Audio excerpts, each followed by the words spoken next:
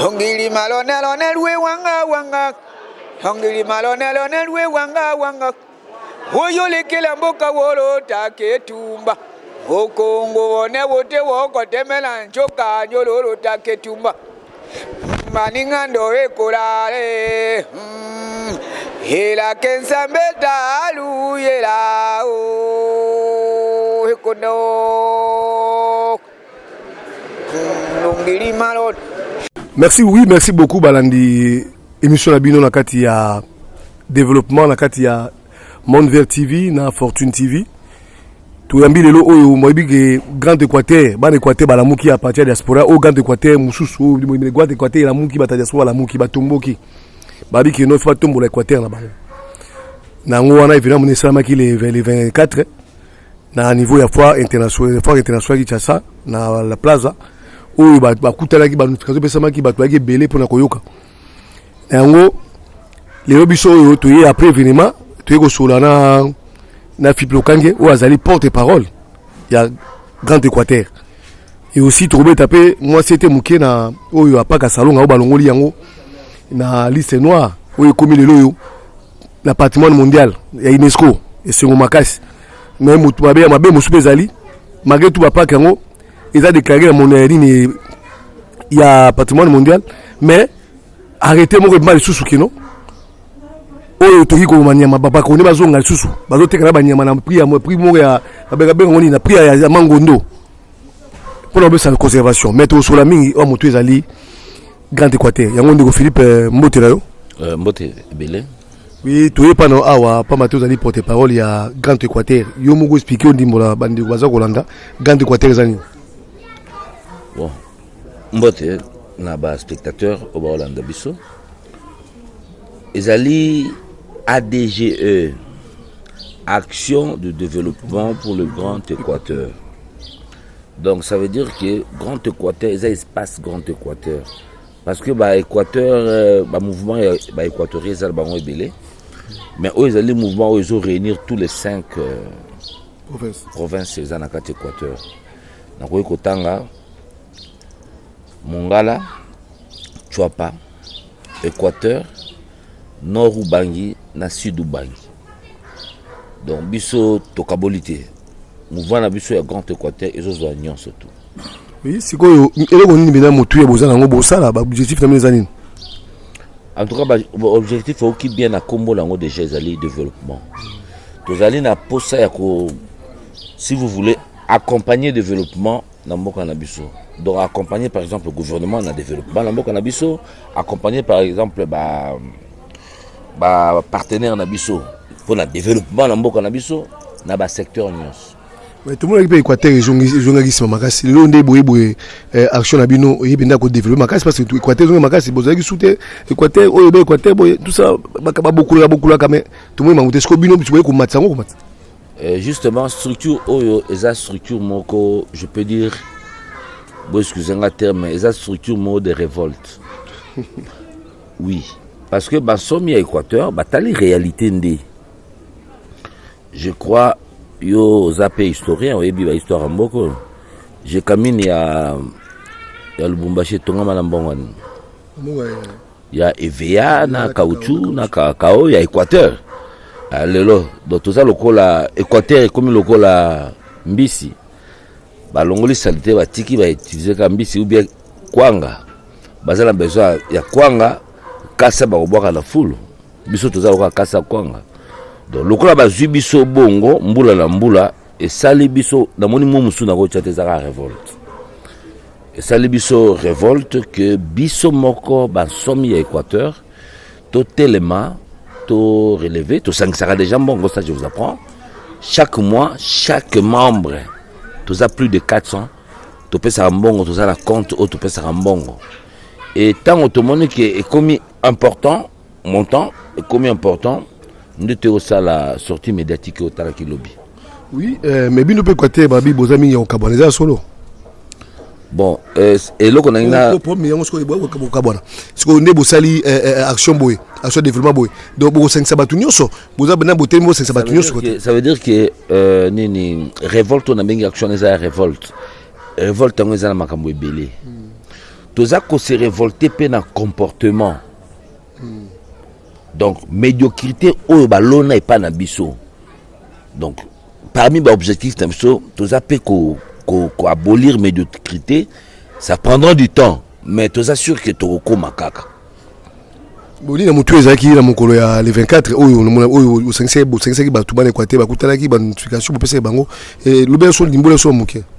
Bon kolimbola ezali que depuis une année na ndambo que quand Équateur et salami bato babandaki na misala te bazaki na notifié te officiellement.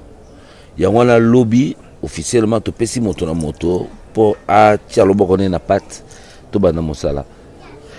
Sikoyo bazana na kati à l'intérieur de Yamboka, tu peux avoir une notification. Bon, au moment où il y avait un cordon à Ubangazalaki, un cordon à Chuapa. Donc, ma notification, c'est progressivement, tu vas revendre à cause de siège, Bazubongo, tu continues, mais Missala dans l'entreprise au Salama. Missala dans l'entreprise au Salama. Sikoyo, par exemple, vous notifiez tout. Si vous structurez nini batabana batapoto na bato akichasa na bato musuba na mboka bipai pai. Si le la cordon ya non ya nini cordon ya sud Ubangi azana Cameroun na yete akoya ko banda musala akoya donc tout est normal ba cordon musuba azana na Bruxelles na Paris mususu na Allemagne, bato baza éparpillé, même si on les États-Unis. Donc, ils sont mis à Équateur, nyonso, et si quand nyonso tous zali, tous en a besoin d'ailleurs, tous en a besoin de membres partout. C'est quoi, et là on dit nos stratégies nous retient ma casse pour maler simba, obi alors que non, te belé sala banine, mais ce que bino ce que boisco na révolte wana, stratégie est aboni, et c'est beaucoup de temps pour faire nyonso. Beaucoup de gens bazali awa otoyi bazali bela wa bino Équateur ba proche bango tobi ba José Ndundu ba mokolo wa Pombo bato batsebele obino boza batebele makasi ngai na otala makambo ya bato makasi te parce que soki mboka Congo, je parle maintenant de Congo, Équateur kate Congo o soki kufi et apona bato makasi ba professeur d'université nde ba bomi politique ya mboka oyebiango bato makasi basala na kimakasi na bango basala zérénisation et bon économie en mboka. Donc moi je ne parle pas de bato makasi c'est pour le développement ya mboka aya so za déjà natif ya Équateur osala makila ya Équateur kota concept sona ke soko za ki pe au participant ki na ba basala ki mabe ou bien ato sa ki mabe to ya tobo biso bato to moni mabe to limbisi ba mabe ben to sangana to travailler donc on a besoin na tanga ba d'abord on a beta moto libanga te sur la dernière émission à Tanguy au beaucoup la cartel T na sala ka jamais courbette donc ils en dingue na ngai mais il faut y aller au baraka pour moi ça boui kasi boté mana ya mabe wana ebomi mboka complexe mango bazaka nango ba okakio ya adeye tout ça nde loko to boui parce que premier caractère to boui équatorien lingaki yende zala ye netinga boui chaque tongo yoye vous appelez Freddy non oui Freddy n'a pas sur moi loko mukiale les rendre la boya dit comme ça aleka qui moi si tu comprends aligner zala ye au détriment des autres première abolition pena to boya yango wana to ya lisanga tout ça la fort donc la logique on a bango ya leadership pour bamba wela wana biso tout ça na côté parce que ndenge na zabwe na okumisa la basele par exemple hein pas masé mais azali diaspora mais équatorien tu comprends donc action na ye il faut na kumisa yango comme yé pe action na ngai il faut kumisa yango tout ça belé ba Olivier donc ngai na kumisa action ya moto azo sala action pour le développement mais na zate na zala lokwa to boy système ba itwa to na ya ozo sala lokwa te mais na die président to boy ya ebomi mboka musika etipso zéro musika donc toi nango besoin action développement to développement solo au monde d'ici là to pesa bino ba cap tout ça la bémission to pesa cap de mois tel à tel mois totalement mois santé de mois tel à tel mois d'abord ndé na zolo bano boy kalaté to zila ba billet wana ndé ba billet zo kita boy na osala tout ya ba réunion surtout pour faire l'évaluation quand dit ka beauté au monde qui sorti maintenant les actions doivent commencer à suivre pour que au monde vraiment que bailler pour na ça la et que oui pour notre travail. Oui pour notre travail. Si vous travaillez en haut badifite nini oyo boza nango oyo bozomona oyo bozokuta nango nalobi no déjà que tozela babiyeki so réfléchir bien omona que donc ça déjà calcul tout le monde que quand les billets vont baisser tokosala tour boye autant de personnes tokiti boye bokiti mongala bokiti chwapa bwende donc bokiti norubangi bokiti ozo comprendre bokiti na suka bokiti mpe mbandaka donc c'est comme ça mais sikoyo lelo motuya eza nini lelo oyo boza na terrain baaction esiki no bozolekana te mpe tomoni matakage ya makasi mais sikoyo baaction matakage ya makasi tomoni batebe partout l'équipe est-ce que baaction na biso makasi mais yango nalobi na yo nakoleka na TVA te mbala moko mpe kuna nakolamba nzungu bongo te TV pour annoncer que tozali mais dans l'entretien nazo annoncer tozali avion mpe ezodécolle ti avion esali taxi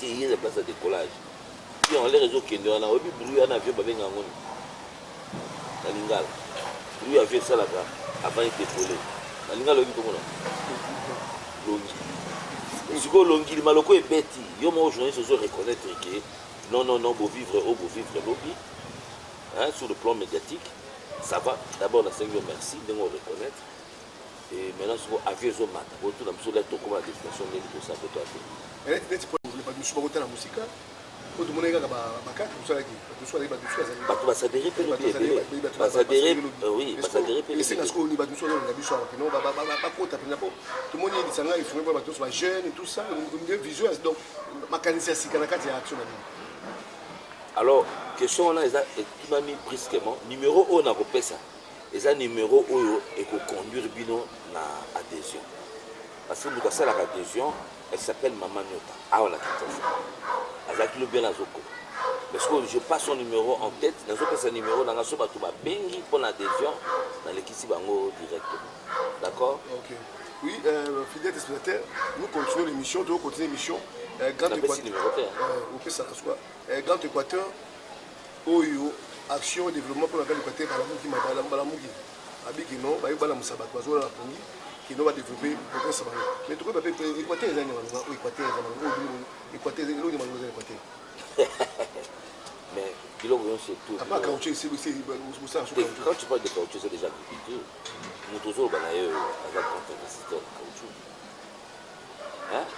so okei na parce que awa na émission toye mpona kocité te okocité bayo plantation ya 500 hectares komona ngo na rivière ya to okei okende befori na mboka moko na ngo plantation eza na 500 hectares oza devant kolo ça veut dire que tant que tu déjà caoutchouc on parle d'agriculture l'agriculture toza na mboka moko région moko na kati ya RDC oyo eleki Équateur te parce que Équateur eza terre fertile donc côté wana déjà c'est terre acquis eza richesse ya black te mboka lokola Kenya azobika na tourisme or Équateur côté touristique ekutu deux fois te ozo comprendre bajardin de yala wana eza baparc touristique ya black te baparc esalongo oyo ezobeta misolo sikoyo donc côté tourisme toza mpe makasi soki Congo bokanisaka richesse ezaka ya minéré mais na Équateur oyebi te toa na cuivre toa na diamant toa na or eyebani est-ce que oyebi ke na Équateur na mbandaka wana toa na pétrole tovanda likolo ya pétrole oyebi te donc ça veut dire que biso bayi Équateur outillé toyebi mboka na biso bien toyebi mpe eloko esalaka mboka ekweya bien toboyi nde fele parce que tomoni ke non c'est que Congo mbaba komo se moke na biso mais oui bayaka bazwaka après bafingaka ozo comprendre là je vais parler eza division te nous allons parler des réalités nous avons vécu Mobutu équatorien mais qui a dirigé mieux que Mobutu a sali que 78% ya bapremier ministre de Kabaluba bazwaki nani basaki kisi mais tala sikoyo ya lelo baosala lelo so ekei na baswahili kiswahili échauffé so ekei na baluba kiluba échauffé déjà wana bokolongola biso yango te baéquatorien eza honneur mpo bato mingi bato na Mobutu atikela bino nini dignité pour l'Afrique moto asaka nete o comprendre atikela biso dignité mais sikoyo tolingi tolongola médiocrité baloni na tout autour ya ba équatorien tout longolango et toute la direction mon bosso to décoller le ballon te bino mo ndeko mi coacher avec Cameroun dans parler avant toujours parler de la génération écoute ce médiocrité to yebi yango génération ebomeli biso économie à Équateur to yebi yango mais to ye a poto bana ofinga ba parole biso to ye a poto lukato bongisa awa développement za poto bongisa na biso kezali ADGE ezali donc idéologie on a son côté on a des idéologies à révolte sur les Africains équatoriens. Mais ce que pour moi il y a encadrement ton question mon tu pas être pour tenir compte d'ango tout le monde va jeune va tout tika intérieur grand Équateur ou ba Kinshasa alors pour n'a pas mais de besoin va ça bilanga tout ça boye ba Kinshasa il ko comme ici quoi raison pour laquelle dans le bail que ADG a besoin jeune nyonso ezala ya chwapa ezala ya mongala ezala ya nini oya tekaka maki na Kisasa oya tekaka tombola na Kisasa wa ozo comprendre oya salaka kwado oya salaka mécanique oya tout basa dire na niveau bazali ata na Kisasa basa dire parce que tant auto que ne siko ko réouvrir côté industrie kuna na mboka donc on a besoin de main d'œuvre non mais kaka ba membre na biso auto yebi que membre tel songolo rapatrié. Vous comprenez? C'est ça le développement. Il faut un plan. Un plan absolu de sali tout en ezanakati. Tout en ezanakati nous sommes une tosangani intellectuel tosangani bation surtout. Bon bazana poto no bazalia wa ba tout bazana na d'esprit wana, d'idéologie wana tous ensemble pour que tout. Donc baba jeune on a beaucoup encadré bango très bien. Ba Kinshasa. Non, ba suivi ba kuna mais on encadré par exemple ngai ozo parler car des porte-parole. Et d'autres temps on a chargé à sport na art. Ça fait pas domaine là. D'où à partir ya kuna. Depuis deni to sala to comme ko exporter des culture na biso à partir de kuna to comme ko exporter. Donc c'est la façon to sala et que muto azakuna abetaka musique ya bakutu par exemple. C'est la musique vitoko. Parce que folklore on a bakutu. Nous allons poser à partir à kuna et bini to exporter en gros. Parce que ce moment à partir à Japon, ce moment à partir à Amérique, ce moment à partir tout dans des technologies avancées. Nous avons beaucoup de choses côté art pour exporter, côté sport peut-être donner tout ça pour la infrastructure et puis tout comme la champion à balle, mais natation par exemple. Je tout ça à balle au bandage, je rappelle pas Zola dans ma soie, tiens Kanima Zoa. Bah là 12 ans, 13 ans. Mais moi Katana kuna et bale kuna Katana. Non, ça oyo na ngolo baké. Yo vous faire parler na discours de politique. Parce que naïbi moto be ministre a même qui na yebié azapen deko. Ngai nengo moninga boy na ninga échec to bien très bien. Na boyi jamais ko kende. Au mona ministre na basengi ba même bana ya ba retardé mental ministre na Tchangulu bi réponse na ça ngai. Tous les ministres tobola mon on a mis sous bien comme ça et qui sengi comme ça. En compte dans la liste que donc je suis comme ça, ils ont dit na mi comme cité mais ils ont dit na cadre ya sport. Moto yuka po moni azo a na ja kota moluwe po san de kono o meme ya kilo ça biso soni na poto c'est bête na la kosa la moto. Mais na lobby na yo bana on a so na pesi bango exemple, la pesi exemple na bango parce que nga moko na za amateur, mon père avait des bateaux je na bani ko gérer ma sola à 18 ans. Na zo mona ndenge bana na bazako na GP et tikala lokola culture na bango so na so les kabalanda na yango.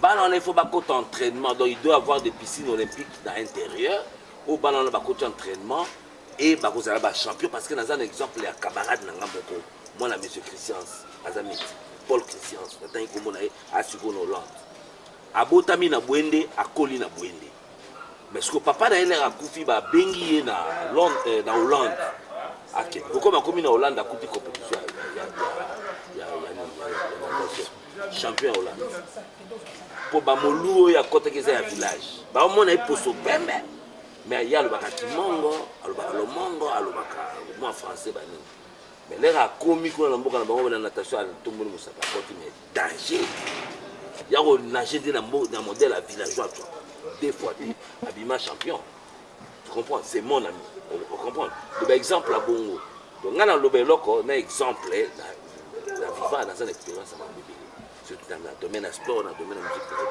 Donc, quand tu écoutes aujourd'hui, à s'installer surtout, à encadrer, c'est l'encadrement, c'est l'encadrement.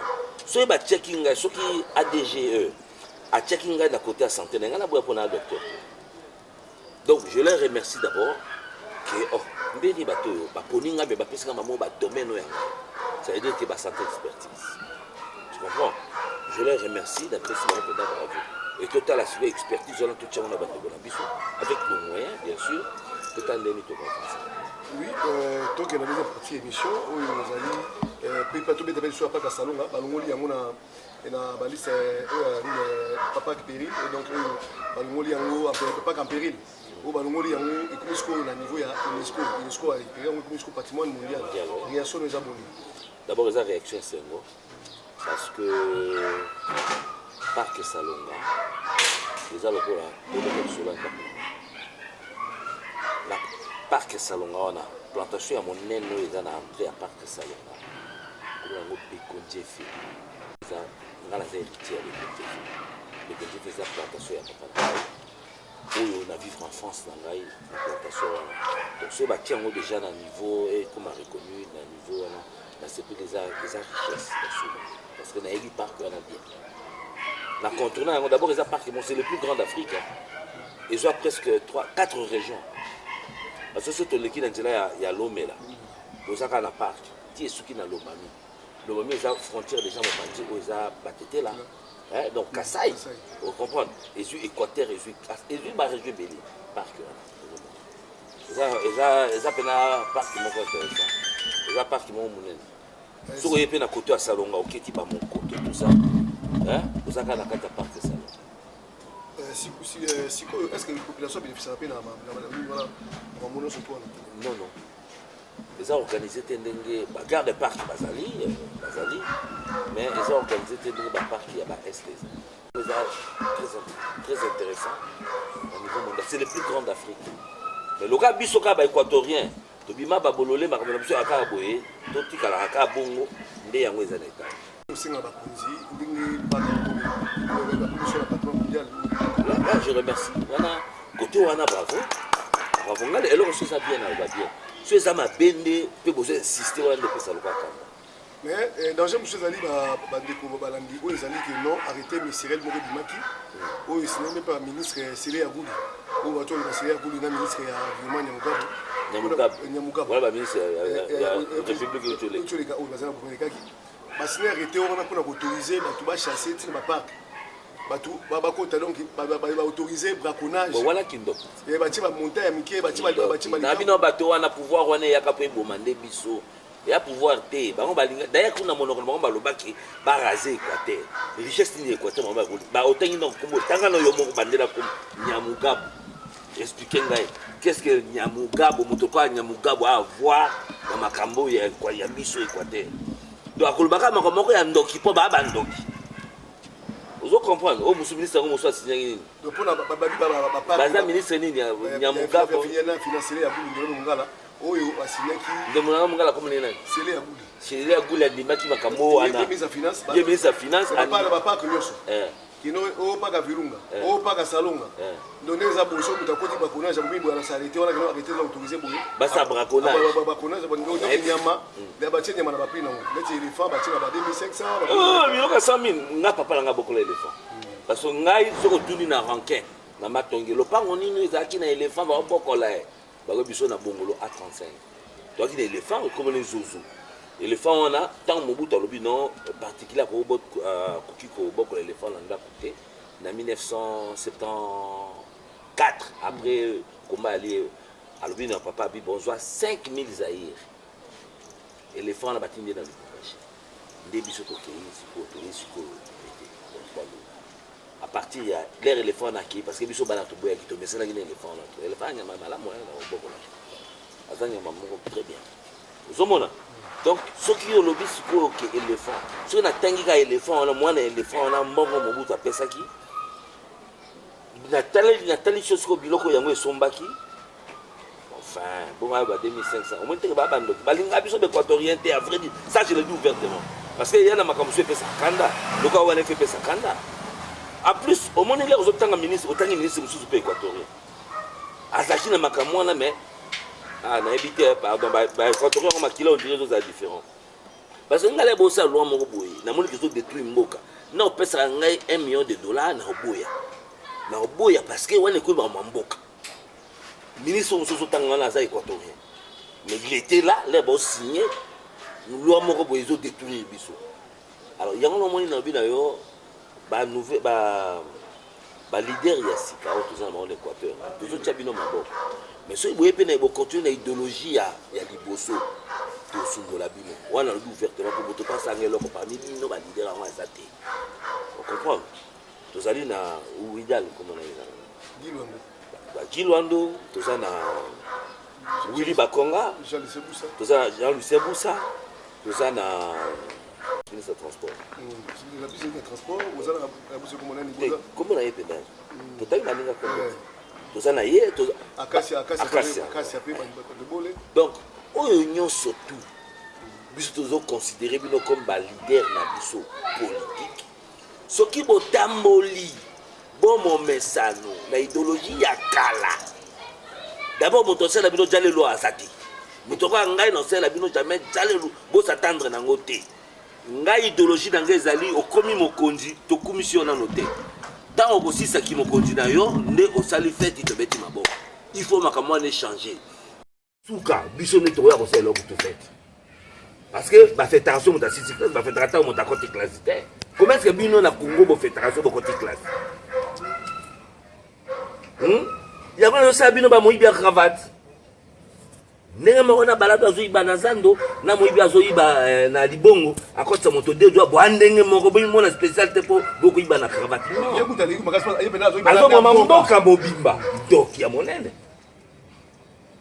oui fi blokangi to komi na ba comme na lobby est-ce que ça a raison te ya sisa moto makasi to kende to komi na suku émission comme dit que quand moi penza que non grand Équateur boza penza bolamuki makasi donc côté idéologie black te boya côté idéologie black te to la muki na ndenge jeter za ba décision solo to biso surtout de to zalo na ba parents na biso to monde ni ba titaki to monde ni to monde ni to za chitango niveau oyo médiocrité non mbandaka utumina mbandaka est-ce que binda ba konzi bazala mbanda okoma na ba est-ce que batanga na bakusu sikoso na kena kwa la bakusu na reconnaître hein na reconnaître est-ce que on a même classe on attend premier c'est où on l'accent dans des côtés ils appellent politique mais quand je parle de développement je parle pas politique quand on parlait de développement on parlait politique il doit faire parler la politique parce que bato yo tangenga ba leader wana ba on ba politicien biso nde toza populace pour le développement bango faut accompagner bino biso nde toza accompagner bango mais tozo pesa bango ne marche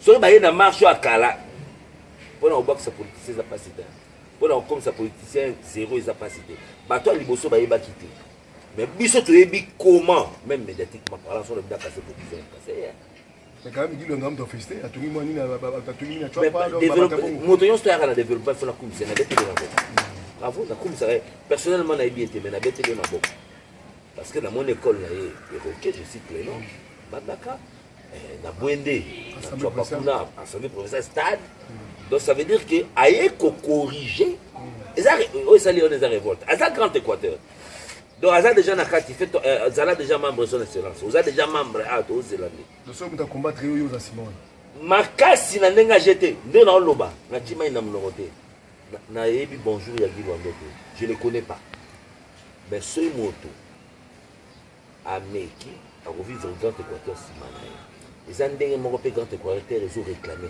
to bandi malay Willy Bakonga to ki moi na biso aza leader na biso moi na biso ayibaki na balabala ka tokoka ba montante basambisa ye ndenge aza na makala wana d'abord PV oyo ya mbongo bakuteki nango na aéroport tomona ngo ya tiko parce que bovandi tseka bo PV ya te bosambisa ye te c'est injuste toliki mpe mwana Équateur asibir injustice te soki ayibi boloba to bete fimbo sérieusement en public mais soki mpe ayibi te bokosambisa ayibi pourquoi est-ce que ça comprendre c'est révoltant hein?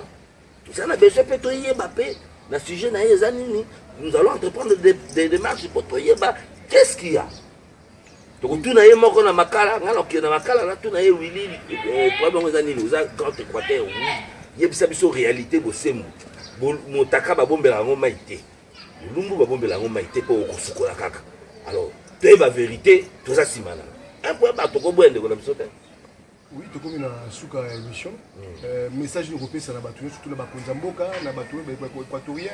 Et puis, ça n'a pas ça na équatorien, n'a pas ça na Konzamboka, n'a pas bon message. Bah on appelle ça comme ça message. Bah ça la 5 chantiers na bango wana. Na discours au quoi batanga équateur. Batanga te pourquoi? Les mots ça ignorer, ignorer bango. Nga na ça hypocrisie. Dans le message européen ça va quantité. Mais dans le message européen ça va équatorien puisque je parle au nom de Grand Équateur. Bah Équateur botelem. La bopili kili nyonso total à liboso. Ce qui vous a un esprit de développement, sachez que tu relâches bino. Politique de développer parce que nous, tous à force, tous à épilé, tous sangani pour le développement. Oh, nous sommes à l'encontre du développement. Ah, na ba politique on va vendre. Mais ceux qui ont approché bino ba comme candidat bino. Mais ceux ba kondi abiso ya Équateur. Ils ont place dans bango déjà té. Baza d'office ba membre ya Grand Équateur. Aux Akabokondi à Nord-Ubangi, aux à la Grande Équateur. Aux Akabokondi na Mongala, aux à la Grande Équateur. Aux Akabokondi na Tuapa, aux à la carte obligatoire, aux à la carte Grande Équateur. Et Grande Équateur, il y a un père. On a l'Ibounou. Mais Dieu mes amis équatoriens, on a déjà la Grande Équateur. On comprend? Bon, tu as un souka, message, et puis il va contacter, donc, où tu as dit non, il va monter, message, il va dans la photo, il va diaspora dans la photo Équateur, il va dans la Cameroun, il va dans les États-Unis, il va dans la France, par Belgique, par là. Mais dans l'émission, Balandi va extrait, il y a des kaki. Balandi va moni maman Marie-Jeanne Bokome, il y a des secrétaires exécutifs, Awa. Donc, Balandi, il n'y a pas de adresse, il n'y a pas de tout dans l'émission de Balandi, et base de contact, c'est bon. Donc, pour le moment, il y a un bureau Zali. Bureau Zali, mais surtout Zali. Il y a un lobby qui, quand on a une émission, on est au Québec extrait, l'image illustrée, on revient vraiment tout. Oui, ou soit tu es bon, on a bien appelé un numéro, il y a un numéro, il faut s'attirer un bureau. Bah, pour le renseignement, mais on pour la passer à la adhésion. Donc, garde Équateur. Il y a un balade des équatoriens, on s'appelle membre. Je vais demander à ceux qui sont membres. Donc, Équateur, ils ont surtout. Donc, ils ont un grand Équateur. Mais il y a des choses qui ont Olingi. Équateur, Olingi. Développement, surtout. Attends, on a investi. On a une boulangerie, on a un immeuble, on a un hôtel. Quand Équateur, ils ont accompagné. Donc, ils ont un na Bumba et puis na masangu na niveau ya Lisala. Bon, merci beaucoup fidèle téléspectateurs bino bato zaki bila on la biso oui émission zaki lengi mais ngongeza ngonga bokula nango na chaîne Monde Vert TV na Fortune TV et émission oyo oza représenté par maman Naomi mais azamo maladie yango wana ngamungu na sali yango avec coordonnateur na la CB émission oyo na lingala pour nango bien malade. Pour moi je vous dis merci à la close pour assurer prise de vue au pays au sala musala makasi au bomone mikolo qui est bien tout gagné Équateur aboya kuna mona Équateur kuna tout tambo nae encore une fois mbote na Tati Mapuka mbote na Boboki Tumo na mbote na Papi Kanzaka mbote na Patrick Luau donc batunyo so baninga ngai donc Pacho donc la personne mbote surtout donc félicitations to croiser oya malamu yilo ndo to sale musana ye ngala zali ibutakasai mais nabeta ke maboko mingi donc to nda oya malamu to moni même na Kinshasa to moni alungwe même na mbekone aketi na mbanda ko to na mbanda za pona ndeba pandi province mais aketi na mbanda ka et makoli wana te aketi na nini na sud bangi ba activité par dans le milieu de déjà 5 régions la nyonso muta zo appuyer Équateur a appuyer tous les 5 vous comprendre ngana za papa Équateur maman Tuapa vous comprendre mais na za na ba Masolo na ba Mongala, na Masolo na Nord Ubangi. Donc c'est l'Équateur. Tout, il y a un espace Équateur. Nous sommes forts quand nous sommes unis, les 5. Ba Congo ba boya ki ba kateza la ba fleuve na cataracte. Congo ba ni ba la solo, ba boya ki na ba. Rien du semi ba. Biso comme pas politicien plus majorité de Poltron. Voilà ce que nous sommes. Ba on est bien au makasi. Bah oui. Parce qu'ils ont accepté. D'accord, on va voir qui va prendre.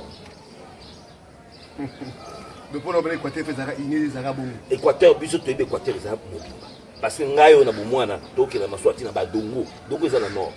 Je te parle na zone bano, to sangani bato ba yebi. Et là, ça la plaisir. D'accord, ta grande Équateur, ils ont bana oyo te ke o ba en dehors à masoloté. Bisous to yebi. Ba lotoko zaï, tu yebi ba mboka to yebi. mon pono, donc na yebi, Béfori, na yebi dans l'Équateur ça. On est 5 bon, on va ligne. Na yebi Équateur très bien d'où na posé ça à ta partie de l'Olongo. Merci beaucoup. Toko bien sûr vraiment donc l'émission là les magasins que toujours 4 maisons qui n'est pas pour grade Équateur, elle a mon peu comment voici. Donc pépé a blague donc avec Philo Kangé mbote batu na poto que c'est même mbote. Mbote belé na ba cadre ya Grand Équateur nyonso bozali na poto na mikili nyonso tout na pesi bino mbote belé to garder ka cap kaka esprit o to bandi nango to continuer nango et tous en abolingo entre biso to de l'avant. Oui, bon, Bissopé Monde Vert TV, dans Fortune TV, RTNCDP aussi, pour accompagner action, développement pour la carte Équateur, Baké Liboso, pour tout le monde aujourd'hui, tout le monde a tous en hôtel la luxe, tout le monde a hôtel la luxe, tout le monde a membre bien. Merci. Tout le monde a tout le monde a mal tout le monde avec hôtel en haut, tout le monde a zélé en haut. Et puis ceux qui peuvent être dans la carte Équateur, nous pouvons pas candidat gouverneur, Abmapé, député, Abmapé. Donc, tout le soutenir, dans les gens, c'est nous, ils ont des développements. Ils sont dans le développement, donc merci beaucoup, fidèles sénateurs. Tout le monde a dit, Malasima, Mbote Malamudo, Mbote Nabatou, Bakonzi, pour les cartes Équateur, la Tangibino, beaucoup la Tangibino, Bosuni, Babagel. Donc, pour accompagner Babo, l'Équateur est en ligne, l'Équateur est en ligne, Automassima, ils allaient avec une India Mouké. 700 km. C'est la clé de la PAM. Nous sommes pour soutenir Yango. Otika Malamu, merci encore. Malasima, tout le monde pour l'émission sous. Hongili malone lwe wanga Hongili malone lwe wanga Woyo lekela mboka wolo take tumba Okongo wone wote woko temela nchoka nyololo take tumba Maningando ekolale Hela kensambeta alu yela o ekono Hongili malone